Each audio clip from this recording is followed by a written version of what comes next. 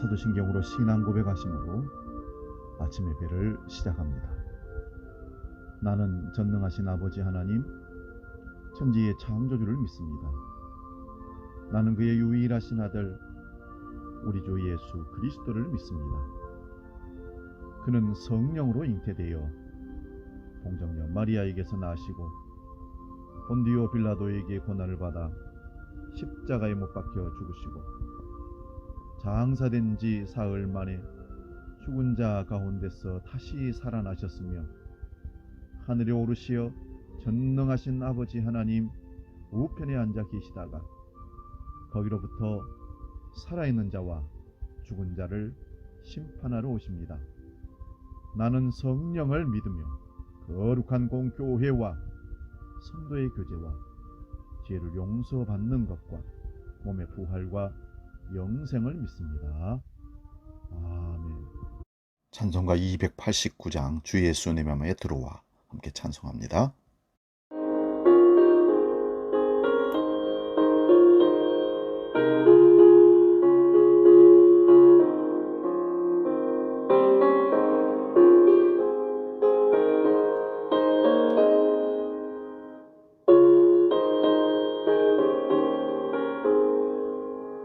주 예수 내 맘에 들어와 계시고 변하여 새 사람 되고 내가 늘 바라던 참빛을 찾았고 주 예수 내 맘에 오신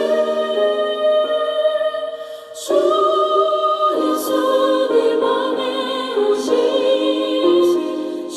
예수 내 맘에 오신 주 예수 물밀듯 내 맘에 기쁨이 넘치고 주 예수 내 맘에 오신 주 예수 내 맘에 들어와 계신 후 만명된 행실을 끊고 머리털보다도 더 많던 내 죄가 눈보다 더 휘어졌네. 주 예수 내 맘에 오신 주 예수 내 맘에 오신 물밀듯 내 맘에 기쁨이 넘치는 주 예수 내 맘에 오신. 오늘 아침 우리에게 주시는 말씀은 신약성경 고린도후서 3장 12절에서 18절 말씀입니다. 신약성경 289면에 있습니다. 고린도후서 3장 12절에서 18절 봉독할 때에 살아계신 하나님의 음성을 들을 수 있기 바랍니다. 봉독합니다. 우리가 이 같은 소망이 있으므로 담대히 말하노니 우리는 모세가 이스라엘 자손들에게 장차 없어질 것의 결국을 주목하지 못하게 하려고 수건을 그 얼굴에 쓴 것 같이 아니하노라. 그러나 그들의 마음이 완고하여 오늘날까지도 구약을 읽을 때에 그 수건이 벗겨지지 아니하고 있으니 그 수건은 그리스도 안에서 없어질 것이라. 오늘까지 모세의 글을 읽을 때에 수건이 그 마음을 덮었도다. 그러나 언제든지 주께로 돌아가면 그 수건이 벗겨지리라. 주는 영이시니 주의 영이 계신 곳에는 자유가 있느니라. 우리가 다 수건을 벗은 얼굴로 거울을 보는 것 같이 주의 영광을 보매 그와 같은 형상으로 변화하여 영광에서 영광에 이르니 곧 주의 영광으로 말미암음이니라. 아멘. 17절 말씀을 중심으로 주의 영이 계신 곳, 이런 말씀으로 제목으로 말씀을 상고하며 은혜 나눕니다. 주의 영이 계신 곳. 출애굽기 34장 29절에서 35절에 보면 모세가 그 얼굴을 수건으로 가린 사건이 나옵니다. 십계명을 받아 내려올 때 40주 40야를 시내산에 머무렀던 모세의 얼굴에 빛이 나서 수건을 썼던 사건이죠. 그것을, 그 내용을 바울 사도가 인용한 것입니다.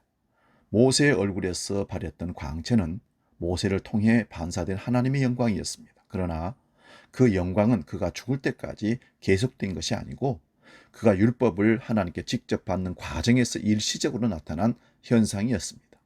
모세가 수건을 얼굴에 쓴 것은 백성들이 그의 얼굴에 광채 나는 걸 보고 두려워했기 때문에 그걸 가리기 위해서 썼습니다.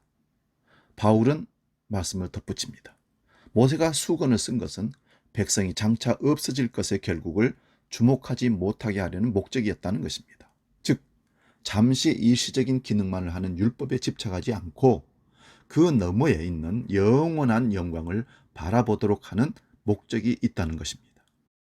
이는 마치 모세가 가나안 땅을 앞에 두고 무덤을 남기지 않고 떠난 것처럼 율법도 결국 그 역할을 다하게 될 것이라는 말씀입니다. 그 역할은 어느 때까지일까요? 예수 그리스도가 오실 때까지입니다. 요한복음 8장 32절부터 34절 봅니다. 진리를 알지 진리가 너희를 자유케 하리라. 그들이 대답하되 우리가 아브라함의 자손이라 남의 종이 된 적이 없거늘 어찌하여 우리가 자유롭게 되리라 하느냐.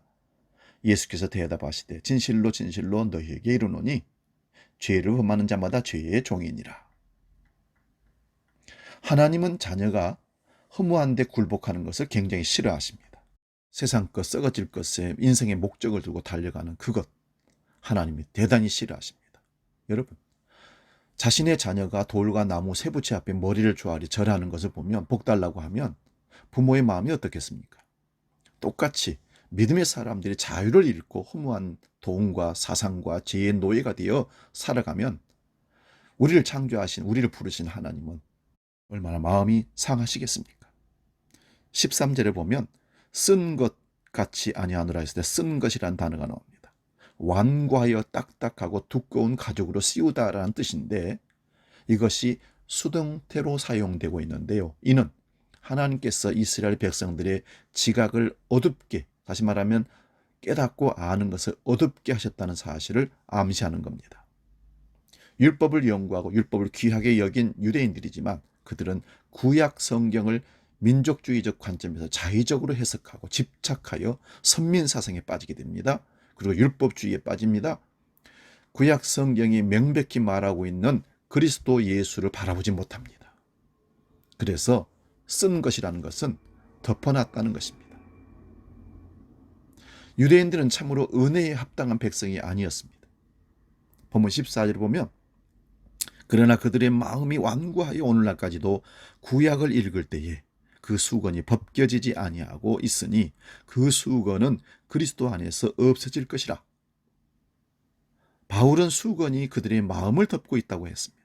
수건이 벗겨져야 합니다. 마음은 육체와 영적 생명의 중심과 원천이요 도덕적 결정의 삶을 이루는 장소입니다. 모든 인간의 감정과 소원이 발생하는 곳이 마음이요 사랑이 샘솟는 것도 또한 마음입니다. 그러므로 우리는 마음을 잘 지키고 다스려야 합니다. 잠언 4장 23절 무릇 지킬 만한 것보다 더욱 네 마음을 지키라. 생명의 근원이 이에서 남이니라 하였습니다. 힌두교의 신자이면서 인도의 지도자였던 간디는 성경을 많이 읽었다고 합니다. 간디는 예수께서 말씀하신 산상수훈은 종교 중에 종교다. 모든 종교의 지침서라고 할 정도로 말하고 다녔습니다. 왜 그랬을까요? 산상수훈에는 하나님의 나라에 들어가는 비밀인 마음과 비움을 말하기 때문에 그렇습니다. 그런데 산상수훈이 마음의 비움을 말했다고 산상수훈이 사람의 마음을 비우게 하나요? 산상수훈의 예수님의 설교의 말씀을 100번을 읽고 감동을 받아도 소용없습니다. 간디도 역시 소아성애자였고 인종차별자였고 자기 마음을 지키지 못했던 구원받을 인간이었다는 사실입니다. 나폴레옹이 성벽을 무너뜨리는 것보다 어려운 것이 마음을 다스리는 것이라고 했습니다. 유대인들에게 율법은 참으로 대단한 것이었습니다. 주전 1500년경에 이미 희년을 말하고 있습니다. 광야 들판에 나가 만나를 거두는데 많이 거둔 자와 적게 거둔 자가 나누는데 부족함이 없다고 했습니다. 평등 사이를 이루고자 하는 생각들이, 철학들이 있었습니다. 율법은 내가 거룩하니 너희도 거룩하라. 율법은 거룩함을 추구합니다. 거룩함이란 구별된다는 의미인데 유대인들의 모습은 독특합니다. 모자를 쓰고 턱수염을 기르고 그들은 음식을 구별하고 옷을 구별합니다. 그들은 구별하다 보니 사람을 차별하게 되었습니다. 여자와 이방인과 재리와 세인과 그렇게 구별된 삶을 살다 보니 사람들을 갈라치기 위해서 핍박하고 무시하고 억눌립니다. 그들이 이렇게 행동하고 살았던 것은 율법의 굴레에 덮여 쓰여져서 참된 그리스도 예수를 바라보지 못했기 때문에, 하나님의 은혜와 사랑을 제대로 보지 못하고 경험하지 못했기 때문에 그렇게 살았던 것입니다. 그래서 그들은 하나님이 없으니 천국도 없고 이웃도 없으며 다만 나만 있습니다. 율법주의자. 그렇다고 율법을 폐기하라는 말은 아닙니다. 하나님 말씀은 엄연히 구약이나 신약은 똑같이 우리에게 필요합니다. 무시하면 안 됩니다. 우리가 하나님 앞에 거룩함을 지켜가는 균형자는 말씀입니다. 신약만이 아니고 구약만이 아닙니다. 66권의 말씀입니다. 그러나 기억하십시오. 율법을 지켜서, 말씀을 지켜서 나의 의로움을, 내 행위를 완성한다고 공로를 세우겠다고는 주장하지 마시기 바랍니다. 그리하면 그 율법에 묶여서 결국은 나는 부자유한 삶으로, 자유가 없는 삶으로 살게 됩니다. 본문 17절 봅니다. 주는 영이시니 주의 영이 계신 곳에는 자유가 있느니라. 그 자유는 하나님을 멀리 떠나 얻어지는 그런 자유가 아닙니다.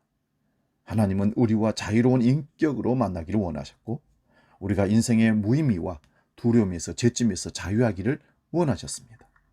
혼돈한 물질 만능의 시대에, 이 시대의 답은 무엇일까요? 주의 영이 계신 곳입니다. 주는 영이란 하나님과 동일한 본체이신 예수 그리스도이십니다. 자유는 예수 그리스도가 계실 때 저절로 얻어지는 은혜의 선물입니다. 노력해서 얻는 게 아니라는 것입니다. 성경을 백독을 하고 성경을 109절을 암송을 하고 필사를 하고 그래서 얻어지는 게 아니라는 것입니다. 예수 그리스도는 빛으로 오신 분이십니다. 우리가 주 예수를 마음에 모실 때 모든 오해의 수건이 벗어지고 죽음에서 생명으로 옮겨지는 것입니다. 본문 14절 봅니다. 그러나 그들의 마음이 완고하여 오늘날까지도 구약을 읽을 때에 그 수건이 벗겨지지 아니하고 있으니 그 수건은 그리스도 안에서 없어질 것이라. 여기 없어질 것이라는 말은 수동태입니다. 수동태인 것은 인간의 인위적인 노력에 의해서 없어지는 것이 아니라 하나님의 역사하심으로 벗겨주신다는 겁니다. 우리의 노력으로 벗길 수 없는 거예요. 그러나 우리는 종교성 또 여러 가지 열심을 가지고 이것을 벗겨보겠다고 노력합니다.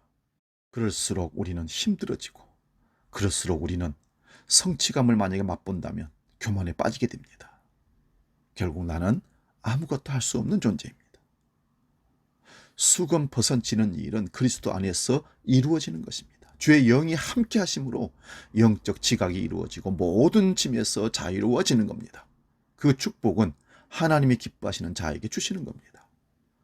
주의 영이 임하심으로 참 자유를 누리는 신앙생활 되시기를 바랍니다. 진리를 알지니 진리가 너희를 자유케 하리라. 우리가 하는 게 아닙니다. 그분이 하시는 겁니다. 주 안에서 주의 영이 귀하심으로 참된 자유의 기쁨을 누리는 복된 삶이 되시기 바랍니다. 세상에서 결코 얽매이지 않습니다. 있고 없고에서 내 인생이 결정나는 것이 아닙니다.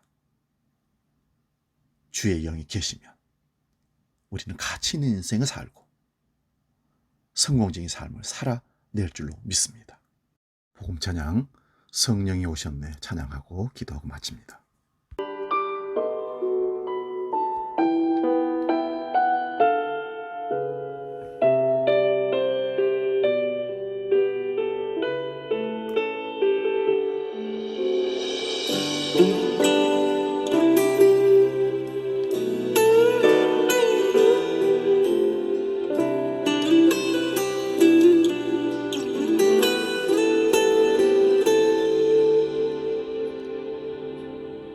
허무한 시절 지날 때 깊은 한숨 내쉴 때 그런 풍경 보시며 단식하는 분 있네.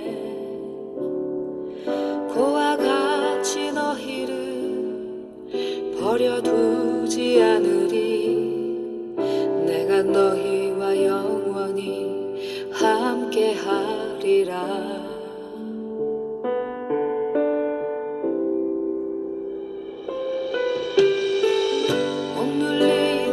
갇힌 자 자유함이 없는 자 피난처가 되시는 성령님 계시네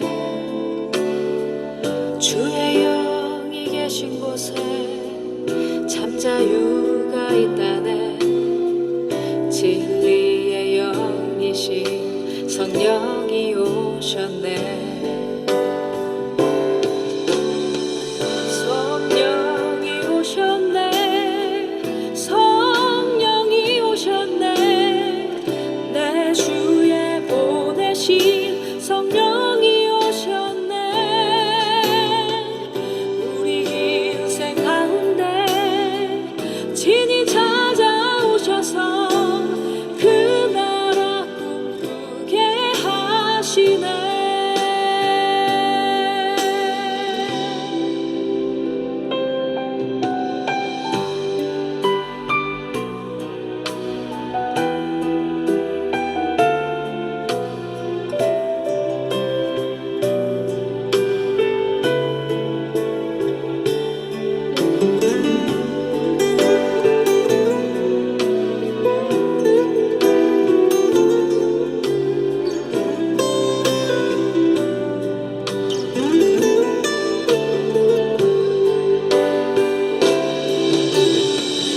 성령이 오셨네 성령이 오셨네 내 주에 보내신 성령이 오셨네